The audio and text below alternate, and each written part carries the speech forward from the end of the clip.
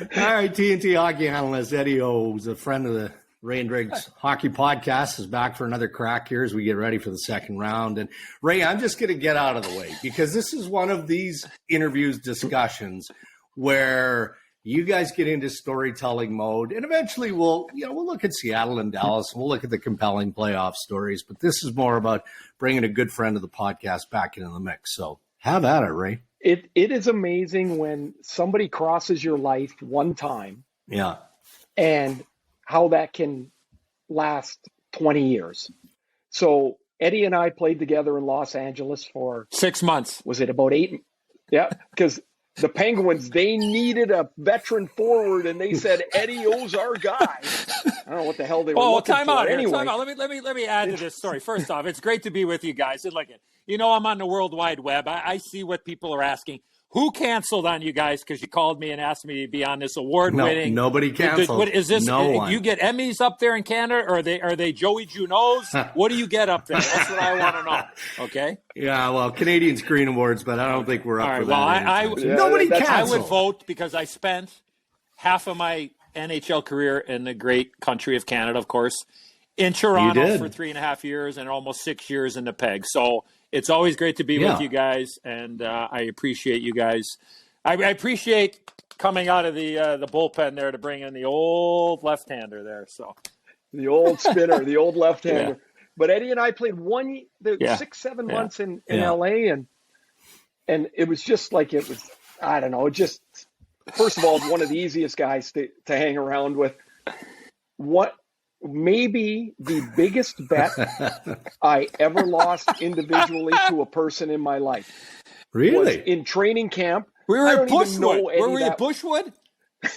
What was the name of that place? Oh, Arrowwood, Bushwood. Arrowhead. Yeah, same thing. Yeah. So it's this resort town north of LA. They take us up there for camp. It's a great place in the summer. In September, it's a ghost town. There's nobody there, just us for training camp. So we're watching a playoff game, and the Mets are playing, and Bobby Bonilla comes to the plate. The bases are loaded. And Eddie likes to make these grand things, and he goes, he's going to hit a grand slam. I'm like, not a chance. So now we haven't even known each other for very long. Now we're arguing about whether this is going to happen. And I'm like, what odds did I give you? I think you gave me. I think you gave me 5-1. 5-1 on $100, and I'm 5-1. You got to get me at least 15-1 or whatever. And then we kind of went back and forth, and then you, of course, succumbed to the 15-1. So, anyways, go ahead. So now we get this bet going. It's 3-2 to Bonilla. All I'm thinking is I get this bad gut feeling here, and I'm like, geez, I hope this pitcher throws it in the dirt. He hangs a slider. And Bonilla smashes it. The second it leaves his bat, Eddie jumps up on his chair. We're in a lunch place. And he's like, woo! He's dancing around. And you think he's going to let me off the hook? Not a chance. Oh, it was crazy. Dregs. I mean, I said the guy was going to hit a grand slam. And, of course, Ray. I mean, shockingly, one of my closest friends, one of the greatest guys, as you know.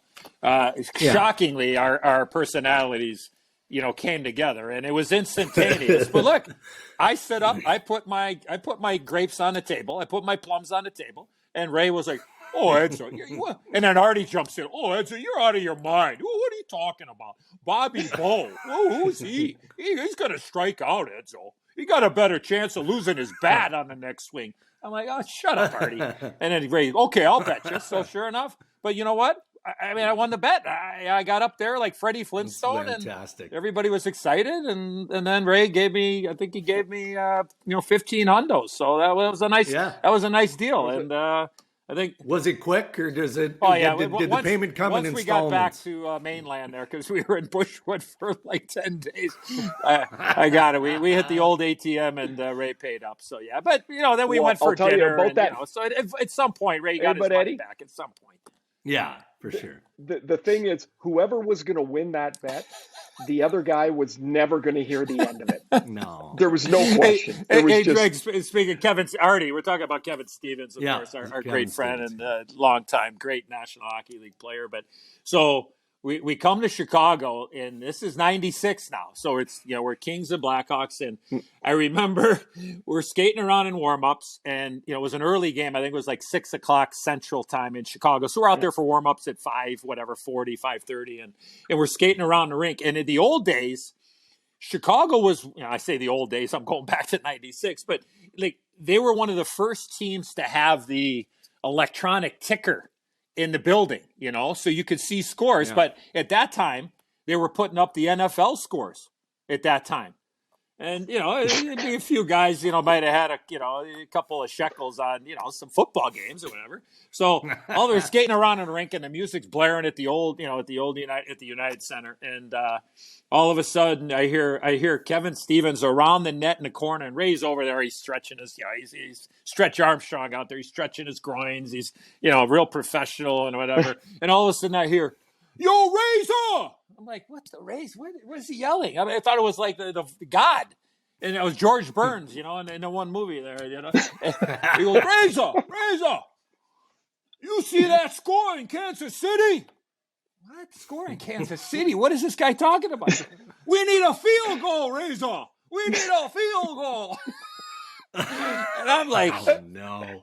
Is this really happening? Like, is this like, because if we weren't watching the ticker, we were probably in the training room there. Everybody's got their eyes on Len Dawson. And I don't think Lenny Dawson was playing, but you know what I mean. So we go, Razor, we need a field goal. Well, gosh. Okay, so this kind of leads into Eddie getting traded to Pittsburgh. So he goes to Pittsburgh. Now we haven't seen him for, I don't know, well over a month. And it just so happens the Kings were in Pittsburgh. The one road game a year, we're going there. Must have been late March. And so Eddie's in Pittsburgh. His family's not there. There's two Got a lot of Eddie free goes. time, Dregs. Just set up the story here. I got a lot of free time. Okay. Yeah. He goes to the rink and he goes to the office. The office is the OTB, the off-track betting. Yeah. So Artie says, we're going to go meet Edzo with the OTB. Well, the cab's a little late, and we're in the cab. We get over there, and we know that Eddie's, he's put in all the research. He's just going to tell us, if you want to bet on a horse, this is the one to bet on. So Artie gets out of the car, and if you've ever been around Artie, nothing is small. Like, when he opens the door, it's like a big open. When he walks, it's like a cargo door of an airplane. Already, and so he comes out and he's like, and Eddie's waiting. I'm at the front door. Like, I'm at they're pulling up, and it was the Ladbrokes OTB right in Moon Township in Pittsburgh, about 8 minutes from the airport. But of course, these guys go downtown and they don't want to just come. But whatever. So I'm sitting there. I'm like, come on. There's a little horseshoe entrance, obviously a horseshoe for an off-track betting place. The little drive, and they drop. I go, come on, let's go. The horse, it's going off in 2 minutes. And then here comes Artie out of the cargo door to get out there, So he's like, who we betting on? And so Eddie, whatever he said, number 4 in the 6th. It's Santa Anita. It's Santa Anita. I remember. Yeah. But Artie's like, Eddie goes number 4 in the 6th. And Artie right away repeats, number 6 in the 4th. No! And so he's going to bet on the wrong horse in the wrong race at the wrong track. And somehow we get to the window and make our bets. And this is one of Eddie's great passions and skills in life. Dregs, just we'll put a bow on the wagering stories here. Ray put more than enough in his pocket from the lost Bobby Bonilla home run, by the way. So it was one of those things. And Artie goes, "Oh, Edzo!" It all tied together. I need a hefty bag. I need a hefty bag to get all this cash back here. Oh yeah, that was one of a boatload of stories there when it came to getting our feet wet every once in a while. So. That's fantastic. So one of the things people might not know as well about Eddie, of course, had a long NHL career, really successful, one of the best U.S. born players. Yeah. His other passion, really, and not to joke, is horse racing. Edzo loves it with a passion. So this weekend, the Derby, his secondary job, aside from being the lead analyst at TNT for the hockey coverage, and as of course he does an amazing job, is for NBC. He's at the Derby. Edzo, we do hockey all the time. the excitement level must be times whatever going to the Derby. Yeah, Correct? it's really special. It is special, Razor. I'd like to say that I walk around Churchill Downs like a tripod, but it's something that I watched as a kid on television and watched the NBC coverage for 1,000 years, and then all of a sudden I got the opportunity to be asked by all of our former boss, Sam Flood, to become a part of the Derby coverage back in 2015, and got a chance to work with the late great Bob Newmeyer I think I worked with Newmy for almost 4 years, and just it was instantaneous. Like, I knew Newmy through hockey because Newmy had been with the Bruins, and he'd worked for us on hockey on NBC. But to get a chance to work with Newmy and he loved hockey and horse racing, pucks and ponies as much as I did, but.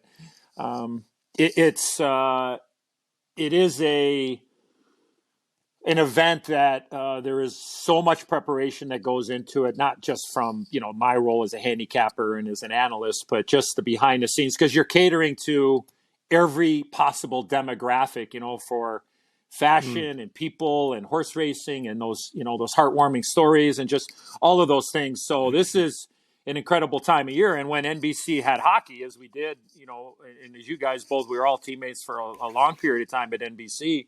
So you had the NHL and NBC, and then of course it was just a natural tie-in to try to get on that the Derby show for. I think I knocked on Sam Flood's door for I think almost 7 years, and all of a sudden one day.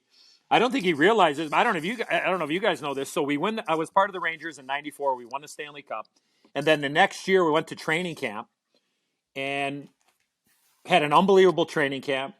And then we had the work stoppage in '94, and I had brought the Stanley Cup, shockingly, to Belmont Park and to the Meadowlands. And the Meadowlands, which they had the thoroughbred racing going on in the fall of '94 while we were being locked out, I should say. It was a lockout that year. The people at the Meadowlands said, hey, Edzo, they're all Ranger fans, and I brought the cup there. They're like, hey, you're not playing hockey. Would you like to work at the racetrack and pick the horses? And I'm like, wow, they're gonna pay me $800 a day to go to the racetrack. I'm like, well, they probably know they're just gonna give me 800, and I'm gonna just go to the window, and I'm gonna try to turn the 800 into 8,000 or whatever. And I'm like, wow. So my first introduction to television was doing horse racing in the fall of 1994. That's how I got my start in the television. And I did what? We didn't come back until January of 95? I don't remember, but somewhere in there, right? So I worked for 4 months. I did 3 days a week. I got to work with, the IFB and, communication and doing the wrap-up shows and whatever. And I worked with a lady by the name of Barbara Foster, who was we were, teammates on picking the races. And it just introduced me to TV. And so I eventually, fast forwarded to 2014, and I told our boss, Sam Flood at NBC, I said, look, I don't know if you know this, but I got my start in television and horse racing, like I did for, and he didn't know that. And then Randy Moss, who is as good as there is in horse racing, Randy does NFL Network, and now he does all of our NBC stuff. I saw Randy at the Olympics, and he put in a good word with Sam and says, hey, I don't know if you know this, but this guy knows what he's talking about. So fast forward, they gave me 2 shows to work. I got an audition in 2014, in the summer of 2014. I hit a Bobby Bow in both those races, and then Sam said, we're going to give you a chance at the Kentucky Derby and the Triple Crown in 15. And, oh, by the way, my first Kentucky Derby was American Pharoah, by the way, and American Pharoah was the first horse to win the Triple Crown in about 100 years. So I don't want to say that, good for you, Enzo, but you're just letting it slip, right, though. Exactly. So, but it's great. I love it. I think, I hope people see my love and my passion for horse racing when I'm doing it. So if you're sitting around a TV on Saturday, on the first Saturday in May, I'll be on the NBC coverage because I think we got about 7.5 hours of coverage. So I'm looking forward to it. Are you nervous when you do that? Like, because in hockey, we just analyze. Yeah. You're doing something different there. You're picking, and people are looking like you better know. Yeah. I mean, it's been challenging at the Derby. Back, I think, when Justify, the other Triple Crown winner that we had, a few years ago, that Derby, I picked the horse that finished second. The horse's name was Good Magic. He was 14-1. Justify was the big horse, but I didn't want to pick the favorite. So I gave out the exact order of the finish of the trifecta, the top three finishers. And if anybody invested $1 in that, they got back $150 in there. So, I mean, technically it was 150 to one shot. So if you had raised money and you bet 1,000, you would have put, a lot of shekels in your pocket. So, but you know what though? I think you got to have conviction. I think you got to have some reasoning. If I've always told my bosses and said, look, if I can be a 300 hitter over the course of a weekend, most handicappers are in that 2 to 3. If I can be 300 for the weekend, just picking winner, just the winner of the race, then you're doing pretty good. So I don't mind putting my money where my mouth is. I don't mind putting my plums on the table. And sometimes you pick a horse and you're picking the fourth race and the horse doesn't finish until the fifth race. People love humility, and you got to make fun of yourself. And trust me, the people I work with, they are and it's funny how it's like, geez, when Edzo's horse runs fifth or sixth or doesn't run, it's the first thing they come out of commercial break. Oh, well, Edzo, sure, you got to get his head out of his ass and get going here. But then when I happen to hit one really well, it's like, hello, hello. Yeah, it's not right, interesting exactly. that way. So, You know that. But it's long-winded. It's been an unbelievable experience. The people at NBC we do horse racing, I think, as good as anybody's ever done it. And I'm really looking forward to it. So, it's a fun weekend. And but I don't have any problems, Ray, stepping up and saying, you know what, I like a horse that's 20-1. If I like the horse and I'm going to root him or her home, great. If he doesn't, then, you got to have conviction, though, because I think that's what people want. But what happens is, and just real quick, and I'll wrap this up. Real quick now, it seems to be, I don't know, maybe it's the society we live in now. It's like when you have people that do it on a daily basis and they're giving their selections, it's like, well, I like this horse here for this reason, but boy, this horse here, this horse's ass in the paddock looks unbelievable. Like this horse looks really good, and this one on the track looks really good. All of a sudden, now you're giving 3 horses. You know what I mean? Like you got to get on there. You got to go. I like this horse to win. And these are some other horses you could maybe take a look at. So maybe I'm old school when it comes to that. But when you watch me Friday and Saturday for the Oaks and the Derby, hopefully you can see the passion and the conviction is like, you know what? Whether this horse runs first or 30th out of 20 horses, I don't know if that's possible. But, I'm going to have conviction, and that's what you got to have. And I think that's what most people like. All right, well, we'll end it with some hockey talk, and you still have a horse in the race in the Stanley Cup playoffs, and I'm assuming that's the Seattle Kraken, right? A team that you know very, very well. Ready to tangle with the Dallas Stars. We know this is going to be a tough series, out of respect to Dallas, but who picked Seattle to upset the Colorado Avalanche? Right. I mean, maybe you did, but you'd be in the minority. Yeah. So tell us what you like about the Seattle Kraken going. Yeah, going back to that last series, first of all, look, most people, and I think I saw, because obviously everybody has a lot of time and we know what analytics are, but everybody had that series ending in 5.1888 games. And I don't know how you get to the 1.888 games, but at the end of the day, okay, that's what it was. I thought for sure they could get them to 6 games because if you watch this team play against Colorado this year, if you watched how they played against them last year, and Philip Grubauer, how he has played against the Avalanche the last couple of years, you sit there and go, they've got a puncher's chance. The one thing that I try to talk about on our TNT broadcast, and then also doing some of the local shows for Root Sports in Seattle with the legendary Johnny Forsland and JT Brown on our calls, is Colorado going into the playoffs.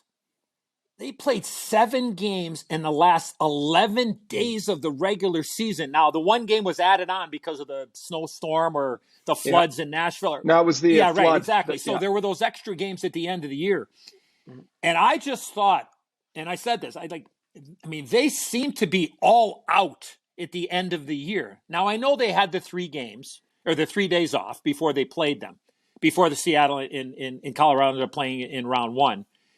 But the injury bug that had happened all year for Colorado, the guys that were banged up that were in the lineup, no Nazem Kadri, which was obviously a huge depth loss in behind Nathan McKinnon, Mikko Rantanen. We got the news with Landeskog.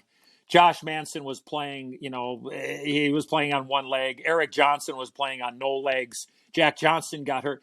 I just thought that the series had a chance to go long, and the longer that it went, with everything that we just talked about, I thought it gave them a puncher's chance because there was no pressure, really. At the end of the day, there was no pressure on Seattle.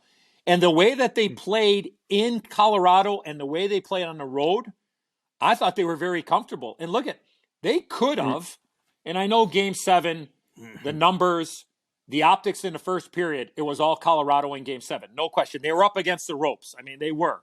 But I thought the second and third period, Seattle was a better team. But in saying that, I was probably more concerned about the home games for Seattle than I was on the road. And they just were more comfortable on the road and played really well. So am I shocked that they beat them?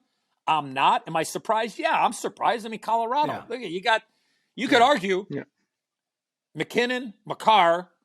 I think if we all put our list up on the board at the same time here and went 1, 2, 3, I think I would assume McKinnon and Makar would be in the top 5 players of all our lists, right? I mean, I would assume that would be right. And then you put Rantanen in there, Razor and Dregs, and go, geez, like he might be a top 10 player in the league. So in Seattle doesn't have that right now. They've only been around for 2 years, but how they did it, they managed the middle of the ice for the most part. They were relentless. They played 4 lines. Their defense is very underrated, and the guy in goal really came up large when they were up against the ropes. So that's how they got through that series. Look, the matchup is a little different against Dallas. Dallas is a little bit more rested here, obviously.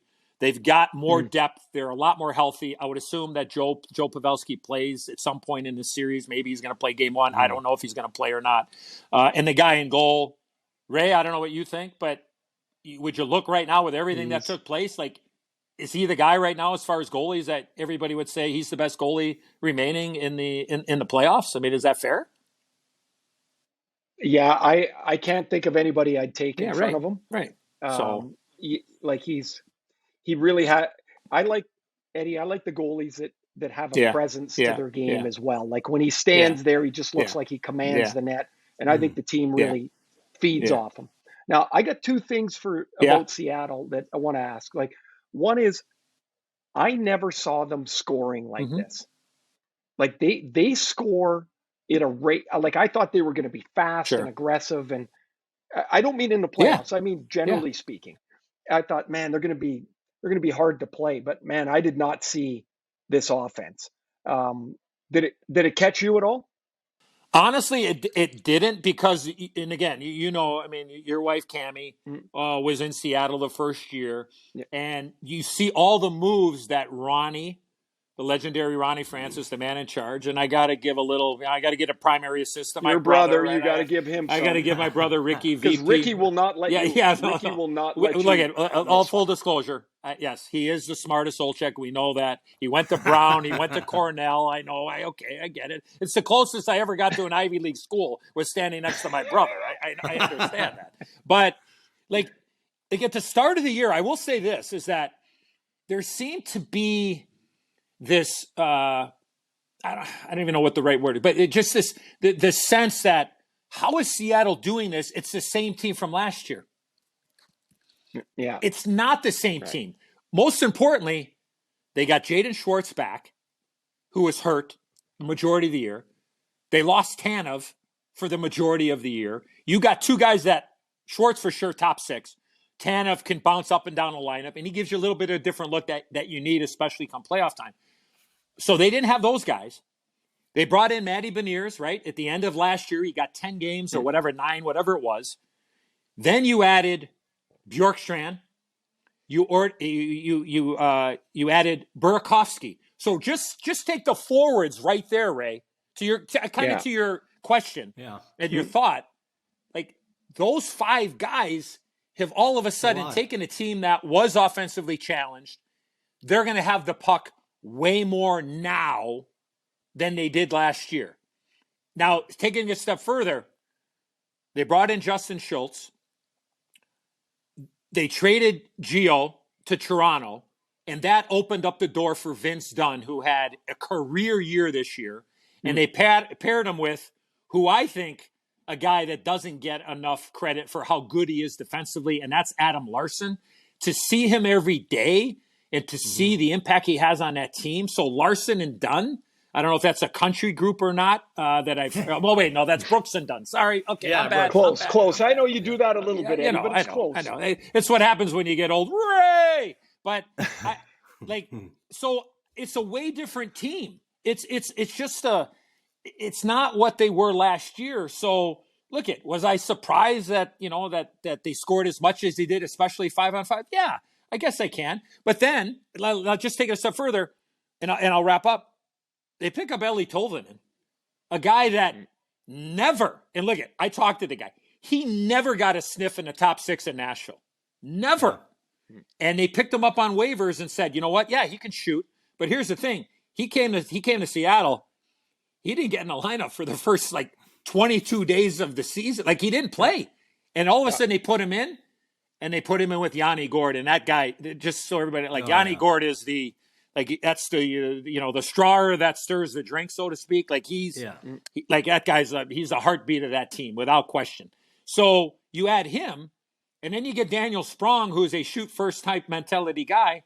And Dave Haxall's been able to work them all in. So long-winded. This is not your dad's Seattle Kraken.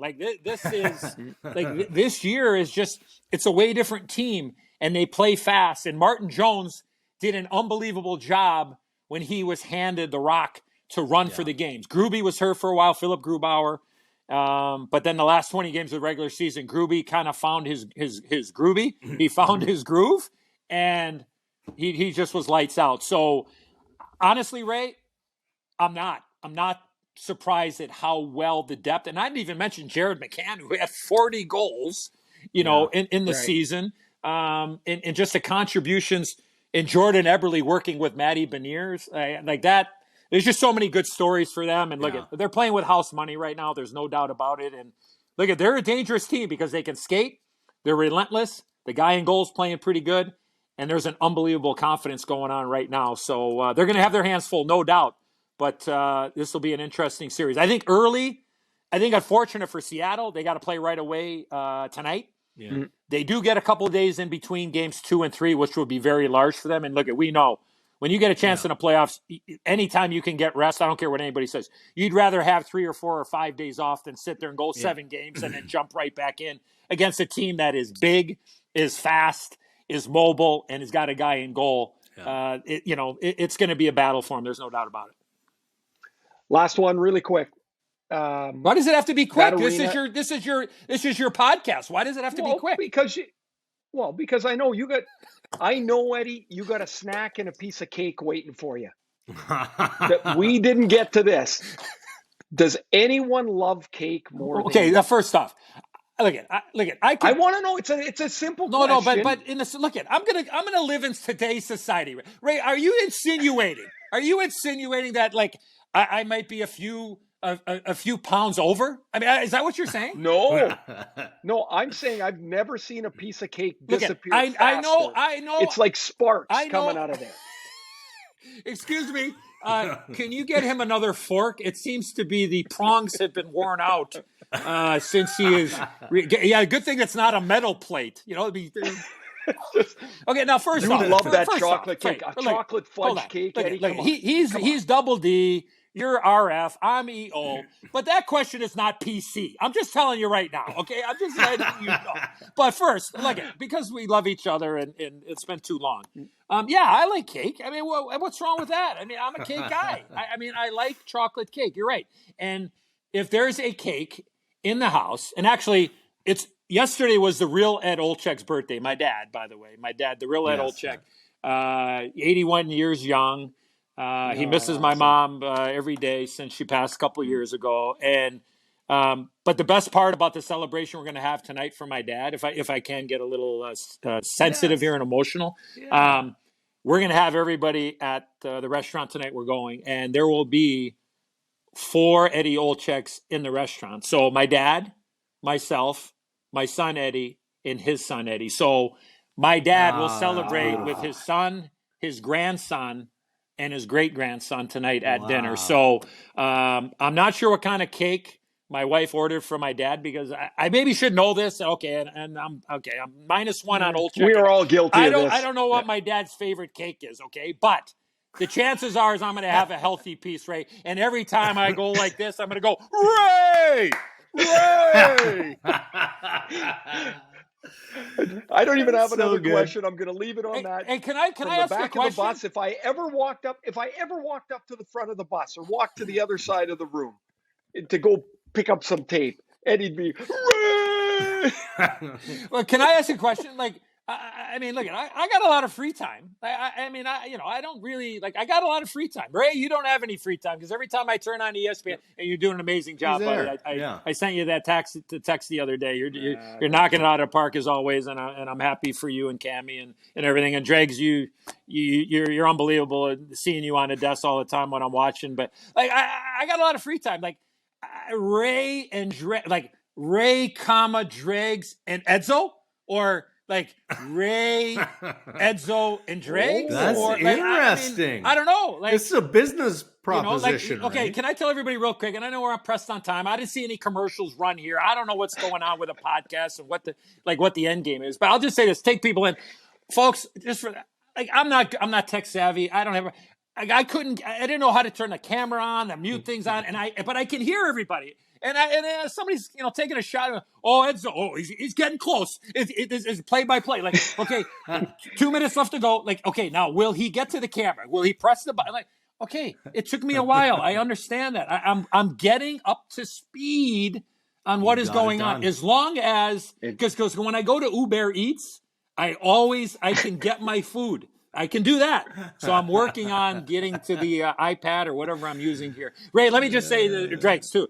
I just want to say, I love when players go to the bench and they pull out the contraptions, right? I love when they do that, because every time I go, you know what? If that was me in that situation, I would give it to Tom Brady, and I would chuck the thing 700 feet after breaking my stick off smashing it off the boards, cranking it on the thing. I'm like, I wish we had the tool, Ray. Honestly, sometimes I wish we would have had it, but it just seems like every time they go back there now, it's like they go right to the thing, or they look on the floor or whatever. And I'm like, I think I did the game the other night. The other night I did the game, and I said, it might have been Brandon Tanev. I think it was Turbo. I sit there and go, geez, I wonder, is he? Oh, sorry. See, I can't even do. I'm all nervous now. Can't even do this. I can't. I go. Was Turbo? Was he looking at the monitor, or was he checking? Was he checking out Hack's new shoes he's got on there? I don't know what he was doing back there. I will tell you this: if we had the tablet, just of what we've seen in the last half hour, Eddie would grab the tablet, not be able to find the play he's trying to look at, and just turn around and hand it back. And Artie would yell, go, Edzo, who won the third race at Aqueduct? That's what I want to know. Hey, we've got a new segment, and next time we have you on, Edzo, which isn't going to be too far down the road, it's What's Bugging Ray and Edzo. Okay, all right, that sounds like a plan. We could fill that up. Hey, I got to tell you, look, I know we're running. Look, I love you guys. It's always an honor to be on with you guys. You guys do an amazing job. My boys listen, the whole Olczyk clan. Keep up the great work. I hope our paths cross at some point down the road, but if not, stay safe, say hi to the families, and thanks for having me on. I appreciate it. Thanks, Edzo. Edzo, you're the best. Love you, buddy. You're the best. And Go if Jets, the cup comes back to Winnipeg, you're going to be there.